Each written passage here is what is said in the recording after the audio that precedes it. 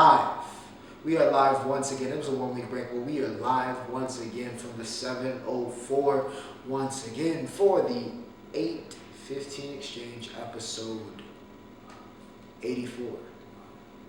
Two very good numbers if I say so myself.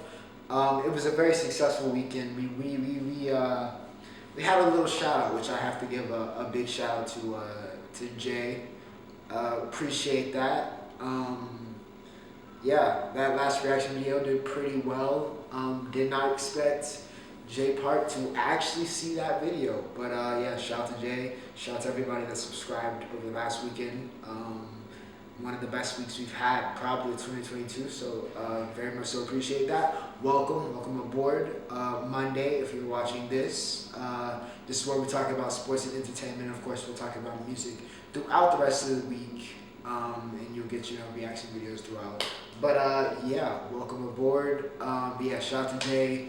That's something he absolutely, of course, did not have to do, but it means a lot, especially to like a young creator like me. So you have those moments along this journey of like self-doubt and stuff, and to see somebody that's up here and like this is their work, and they came back and to a smart creator like me and gave me a little shout out. That's super dope, and I'm super grateful. And like I said, can't wait to react to more of those classics. But ladies and gentlemen, it is full-fledged March. All right, we are in the middle of March, so it's time to get mad. All right, it's time to get mad. Brackets are out, so it's time. It's that time. All right, it's that time. Champions League, we got to talk. We got a lot to talk about. All right, we got a lot to talk about. Indoor track and field championships next week. This coming week, we got wrestling, so we got some NCAA stuff picking up. So it's a busy time. All right, it's about to get very, very mad, I feel, and we'll talk about that when we get to that segment. But of course, as always, timestamps if you want to skip right to that segment or to the entertainment segment where I'll talk about Durk's album, or I'll talk about Aitch and Ashanti's song, and Attack on Titan, Winning Times. You want to see that? Feel free to skip ahead. I know it's long form content. I know it's going to be a long podcast show. Feel free to skip ahead to the parts you want. Timestamps and my social medias are in the description if you want to follow me on social media. And as always, remember to like, share, and subscribe if you guys are enjoying the content. Helps grow the channel, and it makes me a very happy man. But without further ado, ladies and gentlemen, boys and girls, we're going to start off, as you know we do, in these trying times with Champions League. And it's trying times for a couple of these teams, and of course, a certain team in Paris. We're gonna talk about them, all right? But before we get there, we have to talk about the other stuff that happened in the first session of the second legs in the round of 16. Time to find out who's advancing. Who's going to the quarters. Inter Milan is going. No, they're not. Liverpool is going to the quarterfinals. It's not really. What did you expect? They almost pulled the upset. Fair play to Inter Milan. Nearly pulled the upset. Lautaro Martinez broke his scoring drought, got a goal, but then after Alexis Sanchez got that red card, it was wraps. All right, it was over. Liverpool was just was very comfortable with sitting and holding it down and riding this out, and that's exactly what they did. But Inter gave them a fight. They gave them a fight. They made it interesting. All credit due to Inter. I thought it was going to be a solid leg. I had Liverpool advancing. Just because the talent of that team compared to Inter, they've lost Lukaku. Of course, there's Chelsea, who we'll see this week. Just certain, things lost from that Inter team that, won Italy last year. They don't have, and Liverpool is one of the best teams in the world. Even though they lost this game, of course, like I said, they advanced on aggregate 2-1. Bayern beat the brakes off of Salzburg, but that's not really a surprise. All right, Salzburg, respectfully, great team in Austria, but come on, they're not messing with Bayern Munich. 7-1, they went 8-2 on aggregate. It was never close. The first game was close and very surprising, but this game was never close. Salzburg played some of the worst football you will see from any Champions League team probably this session, and Bayern just played like Bayern. Lua had a hat trick. Staked his claim, after I was talking about Mbappe. Lou was like, hey yo, don't forget who scored 40 goals in the past, 4 seasons. Don't forget who's the best number 9 in the world, and that's Robert Lewandowski, all right? I got to give Lou his respect. He got the hat trick. Fastest hat trick, I think, in Champions League history as well. Muller. Thomas Muller is going to go down as one of the most underrated players of all time. Just from his ability and what he meant and what he has meant for this Bayern Munich team, and just even the fact that he's got the numbers to back this up in terms of assists, and now even, I think he's top 15 for goals in the Champions League. Terrific player, wonderful player, a German legend, a Bayern legend already. Only, I think, 32. He feels like he's much older, but yeah, Muller going down as a legend as well. And of course, the two German wings, Gnabry, Sané, also got on the board for it was a scoring fiesta. All right, it was a scoring fiesta for Bayern. They beat the brakes off of Salzburg. No surprise there. Now, Real Madrid, PSG. I don't even know how to start this.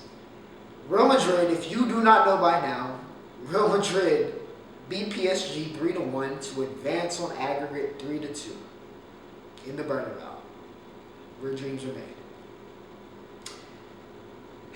Thanks to the worst collapse I have seen in quite some time in soccer/football. It's been a while since I've seen a team collapse like this. And this loss is not only inflated by what happened on the field, which was embarrassing, but the other embarrassment of the fact that quite possibly, arguably, the best player in the world who scored this past weekend again for you, and seems to score every game, he's just on another level right now. Kylian Mbappe played an unbelievable 2 legs. He was completely unplayable. Completely unplayable. It did not matter who Real Madrid threw at Kylian Mbappe, they were getting torched. Mulatto, torched. Vasquez, torched. Even though he played that at the end to seal the game, played that very well, give credit there. Danny Carvajal was in the grave. He sent Carvajal to a retirement home. Mbappe was brilliant. He looked like the best player on the planet. And that fake he put on Courtois on one of those callback goals, because really he had a hat trick, but 2 of them called back for offside. Great job to Alaba, making up for some of his lax performances. I mean, Mbappe torched Real Madrid. They could not stop him. Couldn't stop him. Completely unplayable. All of that brilliance, do 3 halves of football for it to get wasted in 15 minutes. It took 15 minutes for Mbappe's carry job to be exposed and for this PSG team to revert back to what we know PSG to be, and that's a pure bottlers. They bottled it. They choked. They're choke artists. That's what PSG does. That's who they are as a club, and it doesn't seem like it's going to change. No matter the manager, no matter the amount of star player, PSG is going to PSG, and oh my goodness, at the Santiago Bernabeu on Wednesday, did they PSG. Gigi Donnarumma, who was one of the best goalkeepers in the world last year, one best goalkeeper in the world if I'm correct as well, folded like a lawn chair, made a critical mistake, gives the ball up to Benzema instead of clearing it. That's one. Then Marquinhos and Kimpembe just forget how to play center back. I've never seen it in my life. I mean, completely forget. Another one. And then Modric, Vinny, who played very good games. Now, y'all need to ease up, all right? Because I saw that first half, and during that second half, y'all switched up, all right? Don't get too much dip on your chip, all right? Kylian Mbappe is here. Vinny he's very, very good, all right? One is the best player in the world. Vinny's going to be an elite player, all right? But one is the best player in the world. Stop acting like y'all do not need him, even though you're about to get him. But Vinny, Modric, Camavinga, Roddy, those subs that were made in that second half by Carlo changed the game. And Benzema got another. A complete and utter defensive and midfield collapse for PSG. A complete and utter collapse goalkeeping-wise for PSG. I'm sure if Keylor Navas started that game, that wouldn't have happened.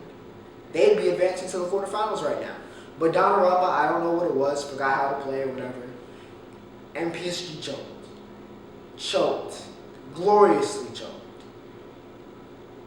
And now, not only does the player who has carried your team, I mean carried your team, he has been, in my eyes, the best player on the planet this year.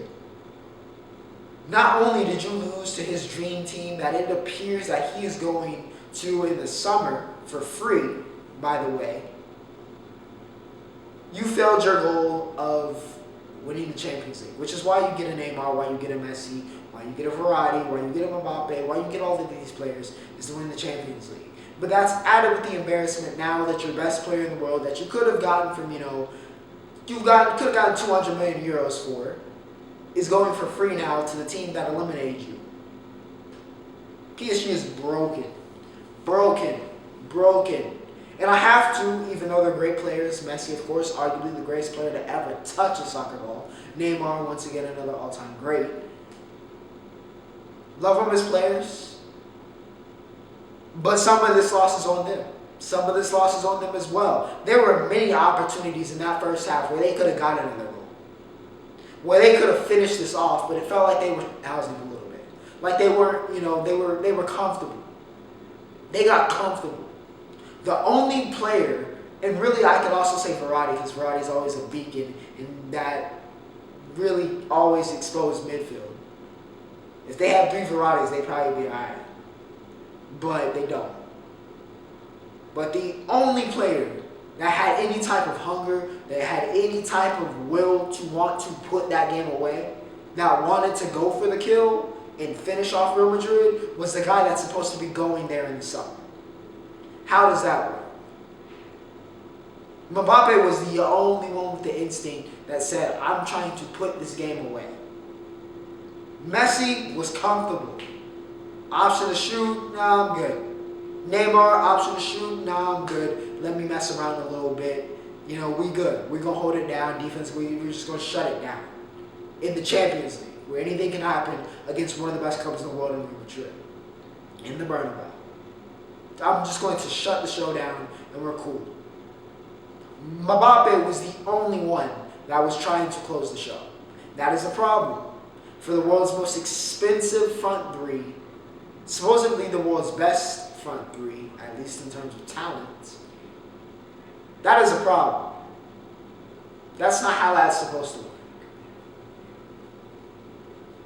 An embarrassing performance for PSG and a glorious performance for Karim Benzema in Real Madrid as they, justifiably so, advanced to the quarterfinals after PSG did what they do best. Fold, because they don't have a winner's mentality. Real Madrid does. That's it. Manchester City took on Sporting, and I'm probably not even going to pop up a photo for this one because there's really not much to talk about for this game. It finished 0-0. Man City had this, pretty much wrapped up in the first leg when they won 5-0. All right, they coasted throughout this entire second leg. I'm not going to lie to you. Not much for me to talk about, so we're going to leave it at that. We got the other batch of second legs coming up. It could get crazy as well. We got Chelsea, Man United after Ronaldo just had a hat trick and brought Brady out of retirement. We'll talk about that later, but Ronaldo versus Atletico, you know how that goes, but that was Champions League for the week. Now to move on, ladies and gentlemen, we're going to go to, let's see.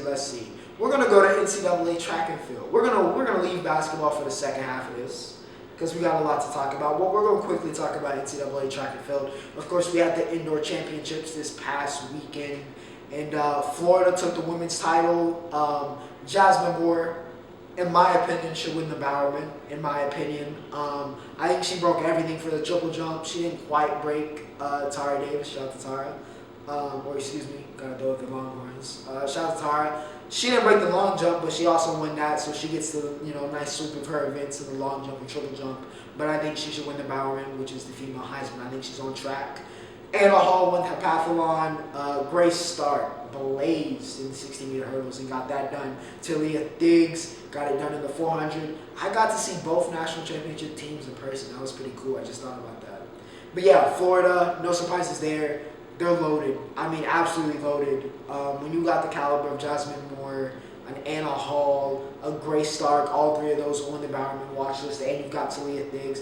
It was never in doubt. All right, it was never in doubt. I knew going into the weekend Florida had it in the bag, and they absolutely did. They win the women's title. Texas takes the men's title, and that was crazy. The crazy thing is they only won the men's distance relay, right? That is the only one.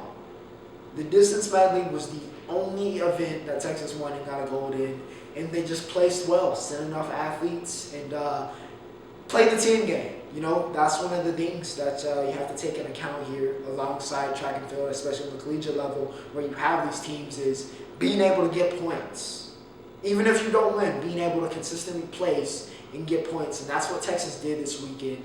And that's why they were able to edge out A&T, right? A&T, 336, I would love to see it. I have a personal connection with A&T, right? Randolph held it down. Javante Harding won the 200. It was looking good. It was looking good. But them not having the same caliber of a 4x4 team really hurt them. Really, really hurt them in that last race. Because they had last year's team, it's wraps. Or something on the caliber or something close to last year's team. They win that event, and they're, walking away with the indoor title. Coach Ross has done a great job, though. I have a lot of faith in him. Like I said, Ross and Harding got it done. You're probably wondering, how did Javante Harding win the 200? Matthew Bowling,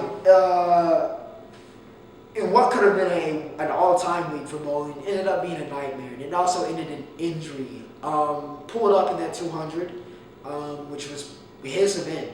He's the reigning champ. No Terrence Laird as well. It's supposed to be the Matthew Bowling show, and it just wasn't. It just wasn't. Third in the triple jump. I think he stretched too far in terms of events. I think it's going to be time for him to specialize. It was nice to see him try with the 4 different events, just seeing him kind of in everything. And it's kind of he's not going to be a decathlete, right? But it's kind of a gift and a curse. He's talented and could be a placer, and could be very good in so many different events that he qualifies for the NCAAs in so many different events that he does. But I'm not sure if he should be doing all of them. I think it might be time to more focus in on maybe like 2 of them, maybe long jump and 200, whatever it is, just so you can get the peak performance and help him maximize his potential, and also prevent injury from him running too much or burning himself out. But yeah, just a disappointing week for Bowling, and what could have been one of the all-time great weeks, similar to when he had an SECs. Also, Trey Cunningham did Trey Cunningham things. No surprise, he wins the men's 60-meter hurdles. He's the guy. No Grant, no Daniel. It's the Trey Cunningham show, you best believe. And Abby Steiner does Abby Steiner things in the 200. It was a little bit slower track, so she didn't break her own collegiate record. But Abby Steiner forcing the 200. I don't think anybody's touching her in that. And nobody can touch her in NCAAs. Now for entertainment, well, we'll start off with Durk. We'll start off with the album, right? Durk dropped his album, a long-awaited album as well. 7220, which was, I think, the number of the address of his grandmother's home that helped raise him. So, nice tribute there. And I think the album was solid. I'm going to give it an 8, a straight-up 8, my favorite number. So, not bad. But it wasn't like the elite. I wouldn't put it in the elite. Off of first listen, I'm not putting it in the elite category of albums. I think it was a good album. I was going to give it a 7-something with the potential to move to an 8, but I was going to do the checklist and I was like, all right. When it was good. I'll give it an 8. But there were some misses, right? Some songs I didn't really care about. I didn't really care about. Aren't really going to get played again. But again, first listen, that can have varying degrees. But I feel pretty comfortable giving it an 8. I feel pretty comfortable. It was still a good album, and I would highly recommend it. Head Top, Shoot Out My Crib. Were some standouts besides, of course, the singles. Wondering how y'all feel about that Morgan Wallen track, Broadway Girls. Y'all can let me know how y'all feel about that one. Aha, of course, was great. We talked about that earlier, though, when I think episode 82 or 81 when it dropped. But yeah, overall, solid album, but nothing too crazy, though. Nothing too crazy. this was an opportunity, of course, I think, for him to kind of really break out a little bit in terms of himself as an artist and kind of put himself in a higher tier. But I don't know if he really accomplished that with this album. In terms of beat selection and just kind of overall, I don't know. It felt like an album that could have been, it could have been better. It could have been better. It was good, but it could have been better. And if it was better, it could have been something special. But it wasn't. It just wasn't. But it was still an enjoyable album, still a good album. You guys, of course, can let me know how you felt about Lil Durk's album. 7220, of course, there's plenty of songs on there that, of course, have been added to the playlist and will be getting some plays for the next couple months. Aitch. I actually posted a reaction to this video, but it got blocked. So if you did watch the J Park reaction, and you're wondering why I kept referring to the two songs I reacted to, I did, and I posted it. And it was up for about 5 minutes before UMG blocked it. So I'll talk about it here. Aitch and Ashanti. Even though Ashanti was really just the, she's listed as, I guess, a feature, but she was really just used a sample of her song. But nonetheless, it was great. All right, and it's what I said on the reaction. If it ever gets unblocked or released, a lot of crossover potential, I think, with Aitch. There's a lot of great young British rappers. And I know a lot of people have a thing with the accent and the British accent, but there's like, some of these dudes out here, overseas, are doing it better than some of the people we here have domestically, alright? And I think Aitch is one of those people, along with, Dave, who we talked about with Starlight last week. He's the goods. He's the goods. This is an early song of the summer contender, in my opinion. Yeah, loved it. Baby, Ashanti, it went perfectly. It went perfectly. Phenomenal song. Highly recommend it if you have not listened to it. Go bless your ears. Go watch the music video, because the music video was jokes as well. Got Amelia from Chicken Shop Date as well in that. But yeah, shout out to Aitch, because that was a great, great song. Attack on Titan. It's all gone bad. It's all gone bad. Alright, the 104th, now reunited, still bickering. Though forgiving each other a little bit more. We saw some character growth this episode.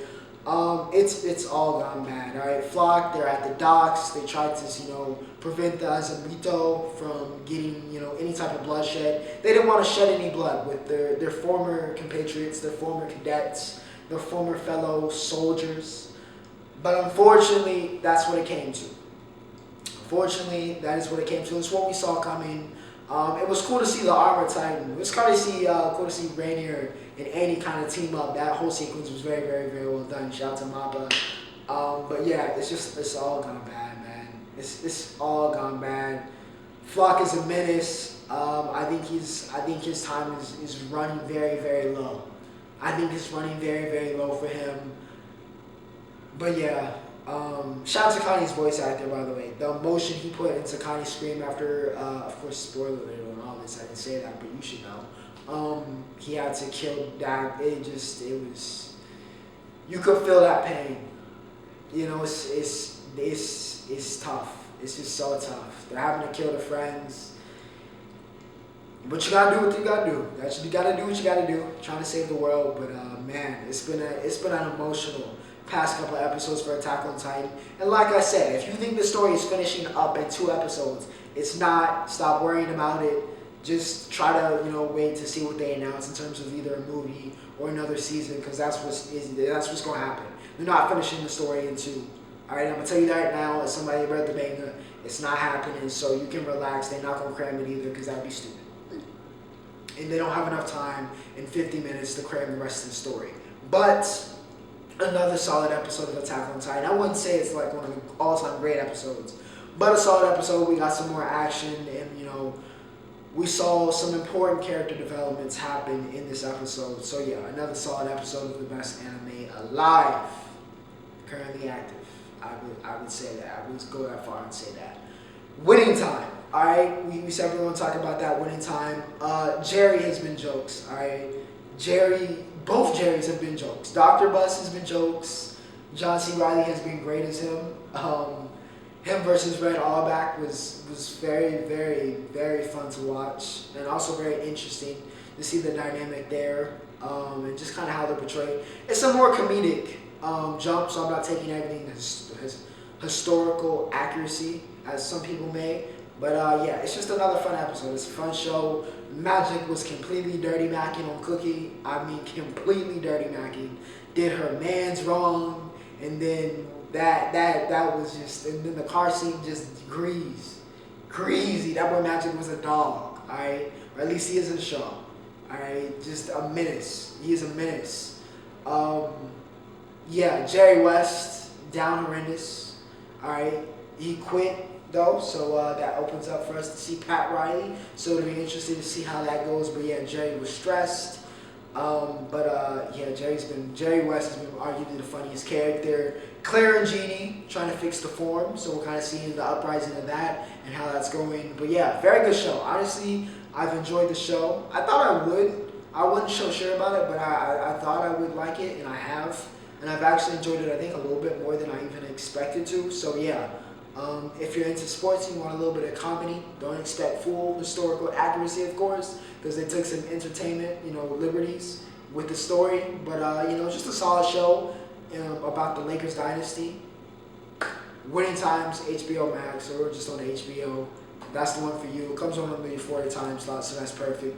But yeah, Winning Times, another solid episode. Now, ladies and gentlemen, what you probably tuned in for, let's talk about it, all right? It's college basketball. It's March Madness. It's March Madness, man, all right? We're going to briefly highlight, before we get to the actual bracket here, we're going to briefly highlight some of the conference championship games. No, I'm not going to talk about Duke. No, it's not because I am upset. But it's not because I'm, upset. Because shout out to Virginia Tech. Shout out to, I forgot his name, that dropped 31 or whatever he dropped. All right? I'm just disgusted with that team, and they're not relevant to me anymore. Okay? They're not relevant. And, it sucks because I'm right, but I hate to be right about this Duke team. But you know what it is. You see it coming. Cal State Fullerton, I might pick them over Duke. But we're not making it out this weekend. I can promise you that. Next weekend when I talk about this, we will be talking about a Duke loss and everybody claiming it's an upset. I'll talk about it because it's Coach K's last game, but I'm not talking about it because it's an upset. Because it's not an upset. If you think Duke losing or getting beat by Cal State Fullerton or whoever, Michigan State, or whoever we're about to lose to this weekend, if you think that's an upset, you haven't been paying attention. If you pick us to be in the Final Four or the Elite Eight, I dare say even the Sweet 16, you do not value your money, your time, or your life. That's just dumb, all right? You've been warned. You've been warned. But we're not going to talk about the ACC Championship. No, congrats to Virginia Tech on their first. We're going to talk about some more interesting stuff, like the Big Ten Championship, okay? Iowa and Purdue, we're on a rampage to the Big Ten title. I mean, put in some games. Keegan Murray has skyrocketed up draft boards. He's looking like nearly the complete package as a big man. He's been great. I don't know how Iowa fell from Luka Garza to Keegan Murray. I don't know if they have another 6'9" center who's just super amazing coming in next year or what it is. I don't know what y'all feeding them. But yeah, Keegan Murray, different breed. And he was a different breed in this game. Iowa wins the Big Ten Championship 75-66. Keegan had 99. He didn't have 99 points. That'd been nuts. But he had 19 and 11. Jaden Ivey, who's also has been spectacular, especially in the clutch for Purdue in the Big Ten Championship, in the Big Ten Tournament. I mean, some of the plays he pulled off were ridiculous. Ivey was fantastic. He was good in this game. 20, not his most efficient night, but he had 20. Eddie had 12 and 14, but it wasn't enough. Iowa, Jordan Bohannon with a game winner. Keegan Murray, like I said, just they came together as a team, especially offensively, have played their best basketball here recently, and that's a great thing to have going into the tournament. Can build a lot of momentum to, have a run, have a deep run in the tournament. But yeah, congrats to Iowa. What a Big Ten tournament. They sent 9 teams to the tournament, and the Big Ten tournament showed why. So many great games, so many great teams, so many great players. Going to the SEC, because a lot of people had some doubts about Tennessee, but they shut up. They shut up everybody, all right? Kennedy Chandler, he is that guy, 14 and 7 for Kennedy Chandler. Vescovi, 17 points. He's been great. He has been great for Tennessee this year. How many times have we talked about Tennessee this year and we've talked about Santiago Vescovi. It seems like every time I talk about them, Vescovi has a good game, and if Vescovi's on, it seems like Tennessee does well. Josiah James, also have to give a shout out to him, former forgotten 5-star from 3 years ago, 16-10 in this game. He showed up against Texas A&M, and were able to get Tennessee that SEC championship. Tough luck for Texas A&M, especially since, of course, they did not make the tournament, or one of the last 4 out. A little bit of a shocking move for some people that they did not make it, especially after the run they made. But yeah, just unfortunate. It's how it goes sometimes. But congratulations on the run to the SEC title. I think they're in the NIT, so maybe some redemption there. I know it's not, the big tournament, but still get a chance to, do a little something. Send the seniors off on a good note. But congrats to Tennessee, rocked it. Kansas, Texas Tech. Kansas gets the win 74-65 in the Big 12 championship. Big Dave has been huge, no pun intended, down the line here for Kansas. He's been the guy. Even more so than Oche. McCormick has been the guy. He has been the catalyst for this Kansas team in this Big 12 tournament.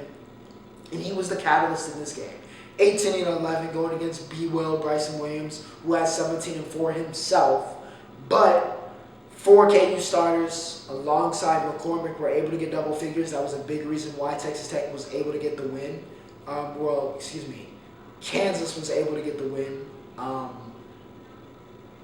Probably played their most complete game as a team. It wasn't really one in particular player. Even though I'd say McCormick stood out, it was a team effort. Kansas had kind of been building to that throughout that tournament. You had one player, whether it was McCormick or Bron, whoever it was, they stepped up. They made it happen. This game in the championship, when it mattered against Texas Tech, everybody came together, and I think that was very, very important for Kansas, as I think that a lot of people are going to have them going pretty far. But yeah, McCormick got it all going.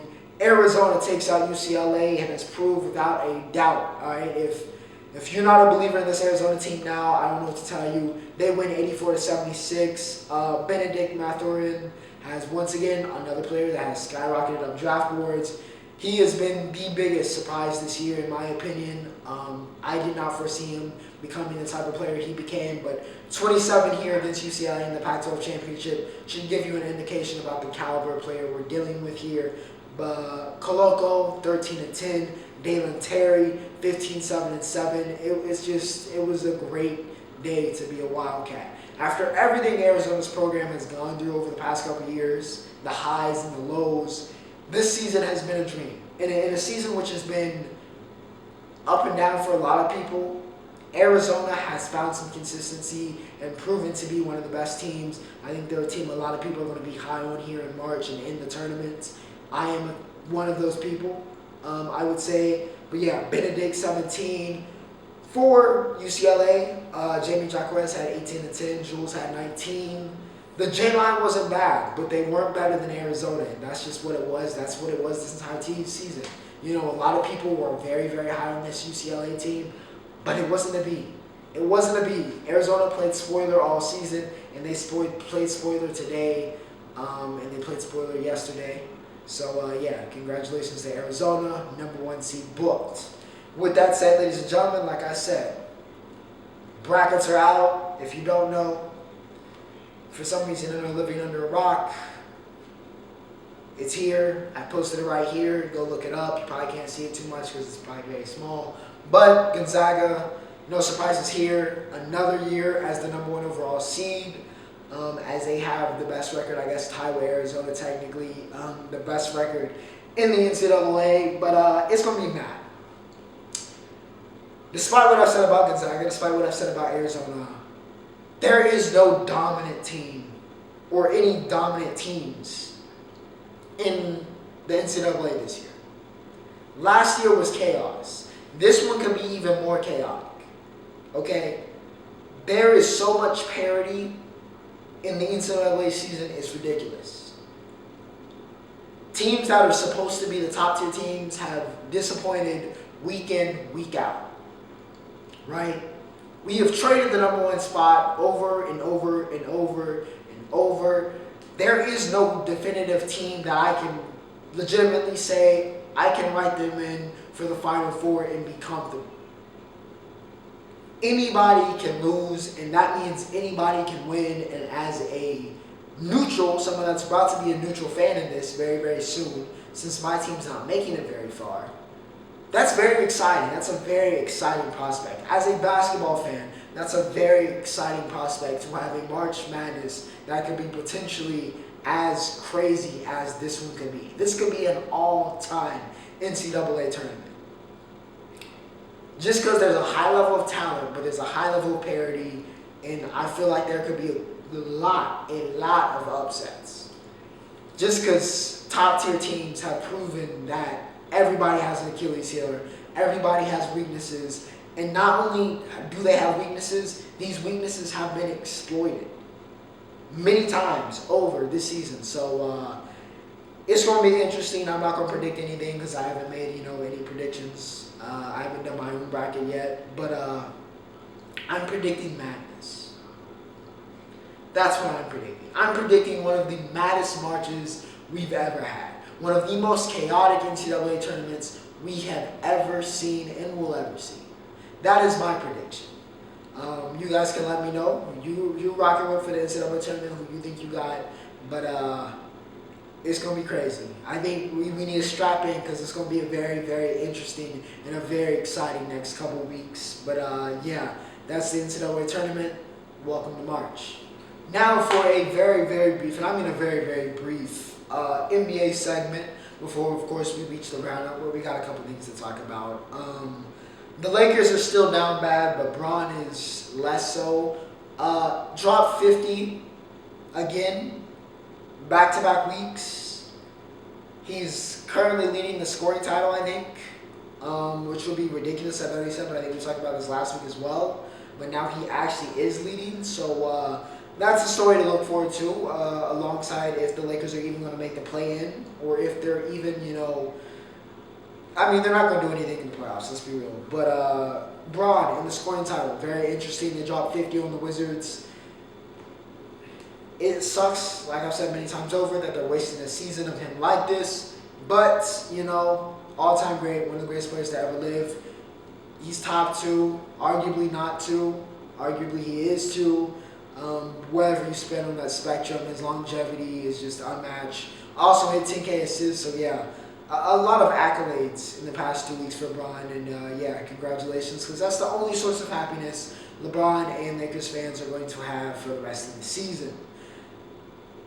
It happened. The Nets and the 76ers finally had their very, very hotly anticipated matchup, and well, it wasn't close. The Nets nearly beat them by 30, 129 to 120. It wasn't Embiid's fault. He had 27 and 12. He handled his business. I mean, literally every other superstar/star in this matchup showed up. Even Ben Simmons showed up. He did a great job clapping from the bench and cheering on his team and taking on the boos from the Philly crowd. I mean, he did that at an all-star level because that's all Ben Simmons really does besides, being Maya Jama's accessory boyfriend currently. KD had 25, 14, and 7, looking like one of the best players in the world. It's KD. You know what this is. KI even had 22. He showed up. Seth Curry had a revenge game. 24 points for Seth. He was honestly, besides KD, the best reason why the Nets team, beat the Sixers like this. Because Seth stepped up like that, and that was why I thought it was a great job picking him up for the Nets. But James Harden, all right, the beard, you're getting slandered. All right, 3 for 17, bro. 3 for 17. After you played so well, forced your way out of Brooklyn, to lay an egg in this game is unacceptable. 3 for 17, that's a joke. That's a joke, my boy. That's a joke. That's terrible. Do better. All right? Do better. Do better, James. Do better. Embarrassing loss for the 76ers, but we'll see. Nets playing a little bit better recently, all right? After they were on the brink, and we talked about it, looking a little bit better. Not out of the woods yet. Still looking like they're going to be in the play-in, but of course, they're the most talented team in the league. On paper, they should win. They should win the NBA Finals. We'll see what happens. We'll see if Simmons comes back. But for now, that was the NBA. With that said, of course, ladies and gentlemen, that means we have reached the roundup. And we're going to to kick off the roundup with some very unsurprising news, and that means Tom Brady is back. His retirement lasted less days than the MLB lockout. By the way, baseball's back. The lockout's over. Yip yip hooray. Spectacular news, because I was kind of missing baseball. I was missing seeing prospects. Yeah, and I would love to get an internship. Charlotte Knights, Grasshoppers in Greensboro. Hit the boy up. But yeah, MLB's back, lockout's back. Brady is also back. The GOAT has returned. The man saw Bron drop 50. I tweeted this out. He saw Bron drop 50 in consecutive weeks. He was at Old Trafford when Ronaldo had his hat trick against Spurs on Sunday. Then talked to Ronaldo after the game, and Ronaldo asked him if he was really done. So basically, y'all should blame this on Bron and Ronaldo, right? That's who you should blame, all right? That's why Brady is back. He saw those and was like, you know what? I still got it. I can still do this. I'm not ready, right? Giselle, honey, I'm sorry. I know I said I wanted to spend time with you and the kids, but I got to come back one more season. So year 23 with Tom Brady. NFC teams down bad. The Chargers said they were going to delete their tweet of, the meme they posted. We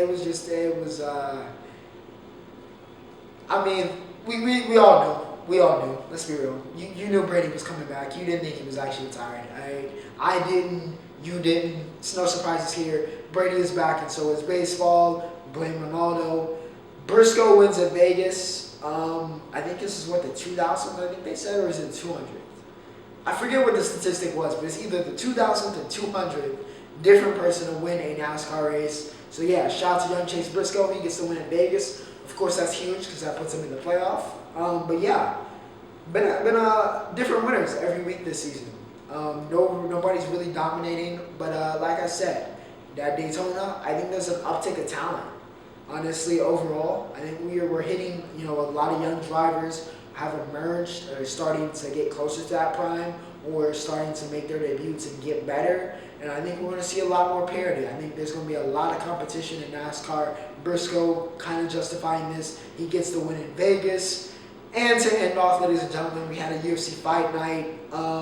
Ankalev, Yuri Santos in a main event. That was certainly one of the main events. For all the flack I give John Jones about those fights, everybody that's faced him since has seemingly gotten worse after fighting John Jones. So, props to Bones. Song Yadong continues to be one of the best prospects in the UFC. He KOs Marlon Moraes, who is still in free fall, and I'm not sure if he's going to have a UFC contract for next fight, because what's this, 4 straight KOs? The man, what was it, 3 years ago now, or 2? I think it was 3. 3 years ago, he was nearly. After that first round against Cejudo, we thought he was going to be champion. And now, 3 years later, we don't know if he's going to be in the UFC. Or he should be in the UFC. Saying he should retire. What a fall for grace from Moraes. But yeah, Song Yadong, only 24, so talented. Khalil Roundtree, going to Thailand was the best decision of his career. He got a KO. Alex Pereira also got a finish. Get him more comfortable in the octagon. Of course, I don't know if he's going to make it to Izzy, but of course it'd be interesting. But yeah, Pereira looking better and better. And Sodiq Youssef also got a KO win. Or was it a UD? I think he got a UD.